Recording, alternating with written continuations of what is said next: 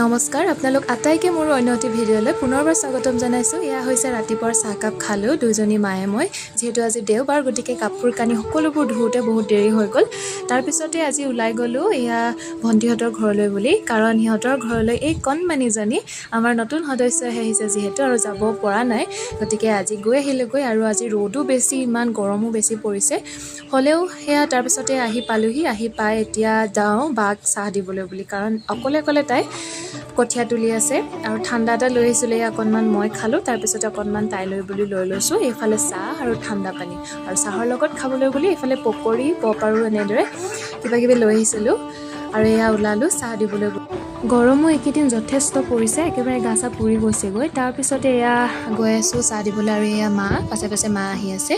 আৰু এইকেইদিন মানে গৰম বেছি হ'লে কি হয়, গৰমৰ দিনকেইটাত ইমানেই অশান্তি, মহৰ পৰা আপুনি মাখি, গৰম, তাৰ উপৰি যদি ঘামুচি কেইটামান উঠিলে তেতিয়া আৰু হ'লেই।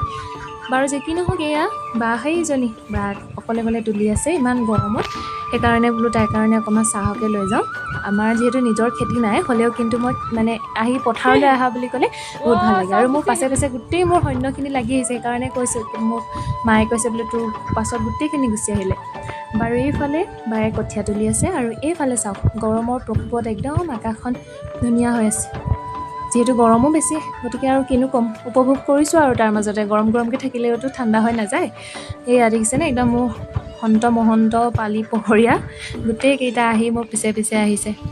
তাৰপিছতে এয়া অকণমান বহিলোঁ চাহ তাহ খুৱাই লৈ, আৰু তাইকো কিবা এটা খাবলৈ দিছোঁ, নহ'লে আকৌ পিছত লাগি আহিছে নহয়। আৰু আজি ইমানেই আছিল, ভণ্টিহঁতৰ ঘৰলৈ গৈ সকলোৰে লগত কথা বতৰা পাতিলোঁ, চাহ তাহ খাই ভাত পানী খাই মেলি সকলোৰে লগত বহি কণমানিজনীকে অকণমান ল'লোঁ। আৰু আজি আৰু ভিডিঅ' ইমানেই, গতিকে এতিয়া আহিছোঁ, বাই।